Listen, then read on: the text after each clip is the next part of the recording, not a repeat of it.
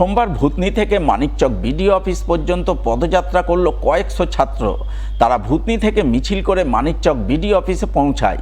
হাতে গঙ্গা ভাঙন ও বন্যা প্রতিরোধ সংক্রান্ত নানান দাবি দেওয়া তুলে ধরে মানিকচক বিডিও অফিসের সামনে জোরদার বিক্ষোভ দেখায়, যাকে কেন্দ্র করে ব্যাপক উত্তেজনাময় পরিস্থিতি তৈরি হয়।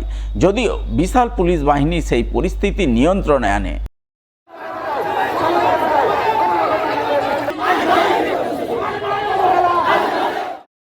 আন্দোলনকারী ছাত্রদের বক্তব্য, বছর বছর গঙ্গা ভাঙন ও বন্যায় ভূতনির মানুষ সর্বশান্ত হয়ে পড়ছেন। ঘরবাড়ি, জমি জায়গা নদীগর্ভে তলিয়ে যাচ্ছে, অথচ কেউ তাদের পাশে এসে দাঁড়াচ্ছেন না। ভাঙন রোধের নামে বালির বস্তা ফেলে কোটি কোটি টাকা দুর্নীতি হচ্ছে। ভাঙন সমস্যার কোনো সমাধান হচ্ছে না।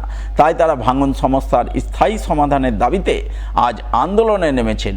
পদযাত্রা করে বিডিও অফিসে বিক্ষোভ দেখাচ্ছেন। এতে কাজ না হলে আগামী দিনে আরও বড় ধরনের আন্দোলনে নামতে বাধ্য হবেন।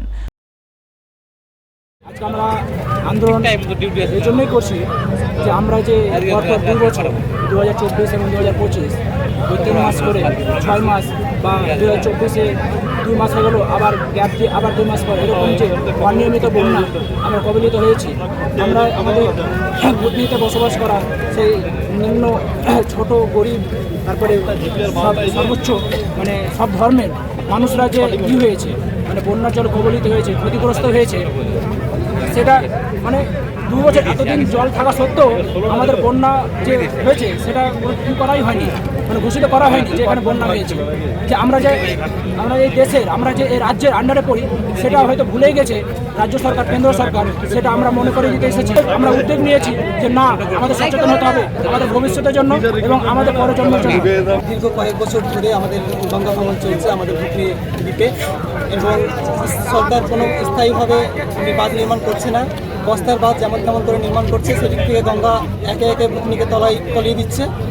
অনেক লোক মারা যাচ্ছে, সেখানে অনেক গবাদি পশু বেশি চলে যাচ্ছে, গাছপালা সব কিছু ধ্বংস হচ্ছে, পরিবেশের ধ্বংস হচ্ছে। আর ভূতনির যে বাইরের যে সরকার আছে, এমপি, এমএলএ, বড় সিএম, পিএম, কেউ ভূতনির কোনো খোঁজ নিয়ে দেখছে না। তারা একবারও বন্যায় 3 মাসের বন্যা ভূতনিতে কেউ পা রাখতে আসলো না। ওই জন্য আমরা আমাদের দাবি জানাতে এসেছি, এখানে ভূতনির জন্য স্থায়ী বাঁধ নির্মাণ করতে হবে।